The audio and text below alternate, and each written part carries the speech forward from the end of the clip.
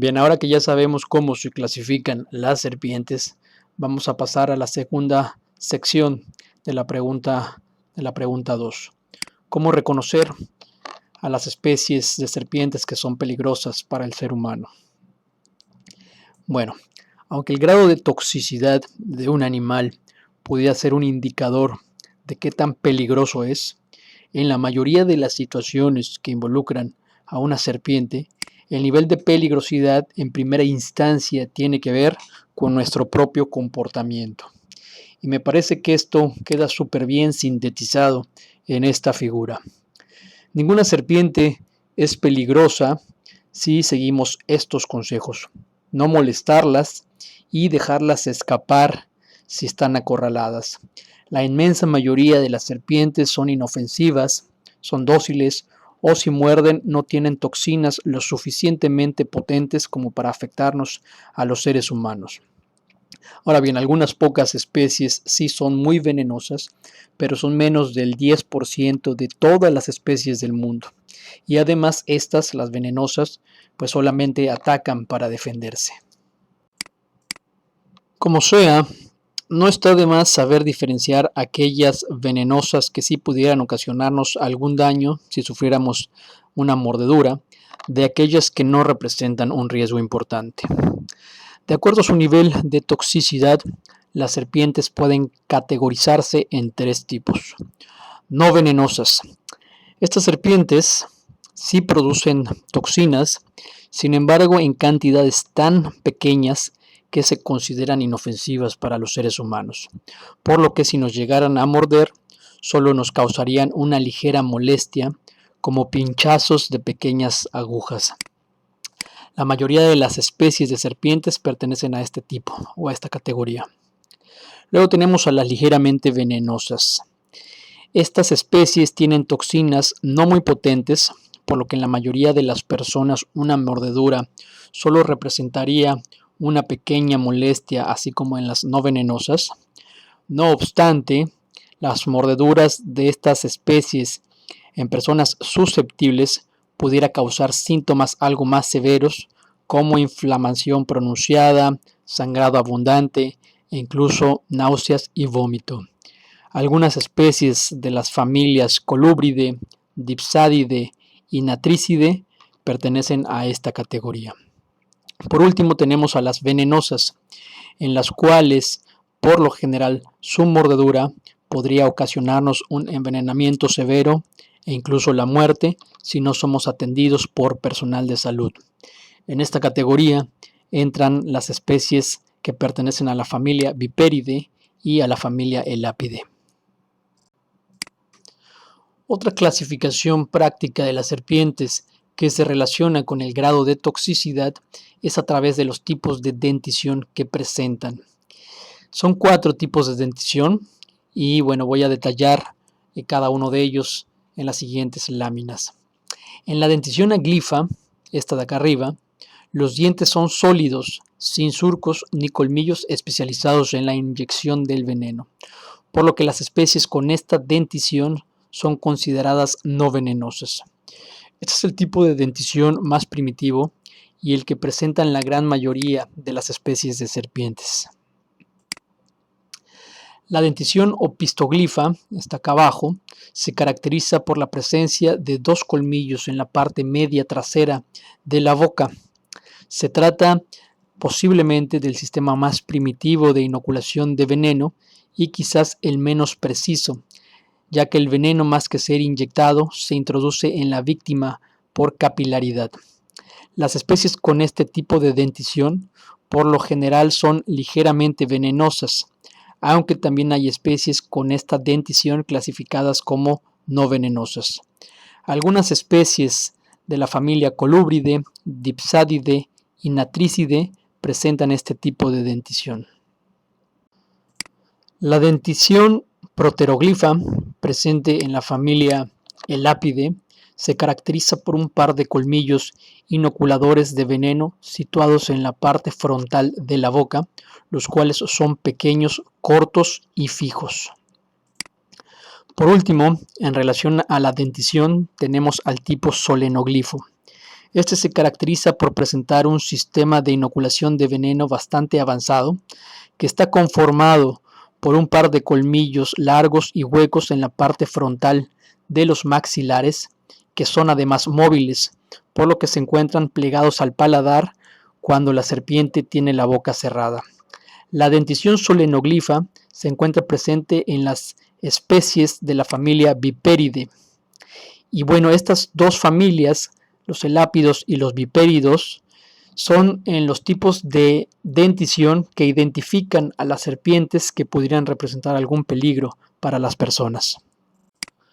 Una última clasificación usada para las serpientes en relación al veneno se resume de manera muy gruesa en dos cuadros patológicos. Uno conocido como neurotóxico, asociado de manera general con la familia Elapidae, y en donde la afectación es principalmente sobre el sistema nervioso, y el otro conocido como hemotóxico, asociado con los vipéridos, y en donde la afectación es principalmente sobre las células sanguíneas. No obstante, esta clasificación es demasiado simplista en términos de la composición de los venenos y no describe plenamente la complejidad de los efectos y las toxinas que se presentan en las serpientes, particularmente en aquellas de importancia médica. Acá le pueden dar pausa al video para detallar sobre las diferentes toxinas identificadas en las dos familias de serpientes venenosas. Ahora bien, ¿cómo reconocer a las serpientes venenosas de manera práctica? Para explicar esto, voy a usar dos guías que se encuentran en el libro Reptiles Venenosos de Chiapas de Roberto Luna y Alfonso Suárez. Y dado que algunas especies de serpientes inofensivas presentan características de especies venenosas, tanto de coralillos como de víboras, es necesario considerar varias características morfológicas en conjunto para así distinguirlas con mayor precisión. Asimismo, debido a la amplia diferencia que existe entre las dos familias de venenosas, es importante hacer una comparación en forma separada entre víboras y coralillos contra serpientes inofensivas. Comenzaré con la guía para reconocer a las víboras. Esto comparando las características generales de este grupo con las de las serpientes no venenosas.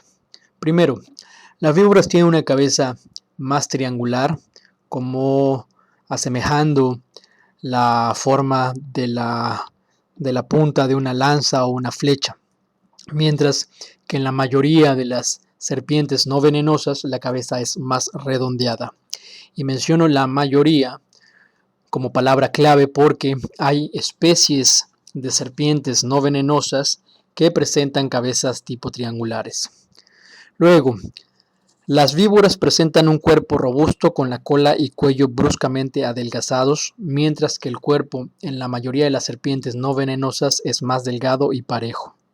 Las víboras presentan una foseta termorreceptora entre el ojo y la fosa nasal, de ahí que muchas de ellas tengan el nombre de cuatro narices, mientras que en las serpientes no venenosas no existe este órgano. Las víboras presentan dos grandes colmillos huecos móviles al frente de la boca, la dentición solenoglifa, mientras que en la mayoría de las serpientes no venenosas los dientes son del mismo tamaño y forma, con excepción de aquellas que presentan una dentición de tipo opistoglifa. En las víboras, la pupila es elíptica o vertical, mientras que en la mayoría de las serpientes no venenosas la pupila es generalmente circular o redondeada. Acá nuevamente resulta importante mencionar que hay algunas especies de serpientes no venenosas que también presentan pupilas elípticas. Las escamas en las víboras son quilladas o carenadas, es decir, que presentan una especie de cresta cada escama, mientras que las escamas de las serpientes no venenosas son lisas. Y por último, la cola en las víboras es corta y roma, mientras que en las serpientes no venenosas por lo general es más larga y afilada. Ahora, entre las características que nos permitirían diferenciar a las serpientes de coral verdaderas, o las coralillos verdaderas, de las serpientes no venenosas, están, por ejemplo, que las coralillos presentan una cabeza pequeña sin cuello, mientras que las serpientes no venenosas presentan cabezas algo más grandes y diferenciadas del cuello, aunque ligeramente, no tan pronunciado como en las víboras. Las coralillos presentan una cabeza ovalada y ligeramente aplanada, mientras que la cabeza en las serpientes no venenosas es ligeramente más alargada.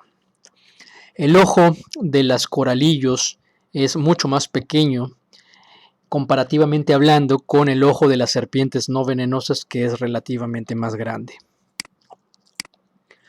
Las coralillos presentan una dentición de tipo proteroglifa, por lo que se presentan dos colmillos acanalados fijos al frente de la boca, mientras que en las serpientes no venenosas los dientes son de la misma forma y tamaño, con excepción de aquellas que presentan denticiones de tipo opistoglifa, donde se presentan colmillos en la parte posterior de la boca. Luego, la mayoría de las coralillos presentan anillos completos alrededor del cuerpo en una secuencia de coloración que forma la palabra rana: rojo, amarillo, negro, amarillo. Es importante mencionar que no todas las especies de corales verdaderas presentan este patrón de coloración, y que además hay algunas especies de serpientes no venenosas que pueden tener patrones de coloración con esta misma secuencia. Ahora, en relación a este mismo punto, los anillos en las serpientes no venenosas por lo general son incompletos y la secuencia de coloración puede ser diferente a rana. Por último, en las coralillos verdaderas la cola es gruesa, corta y enroscada, y frecuentemente se encuentra erguida durante la marcha, mientras que en las serpientes no venenosas la cola es larga, afilada y puntiaguda. Me parece bastante importante enfatizar que acá en la península de Yucatán la diferenciación entre coralillos verdaderas y sobre todo serpientes no venenosas que tengan estos patrones de coloración rojo, negro y amarillo, las llamadas coralillos falsas, es bastante complejo.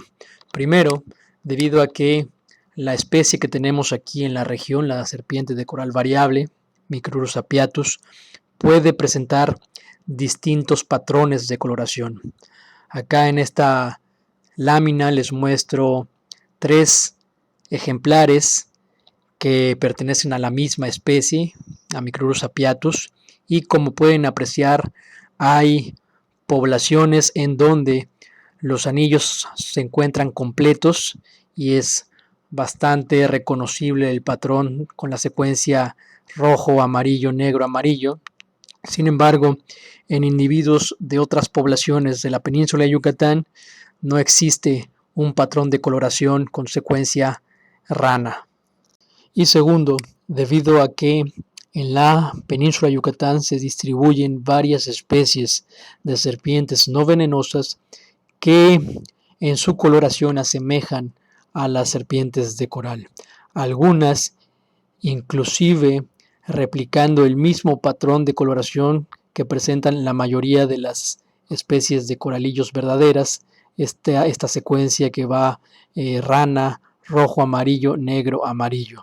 Esta es una serpiente no venenosa de la especie Pliocercus elapoides.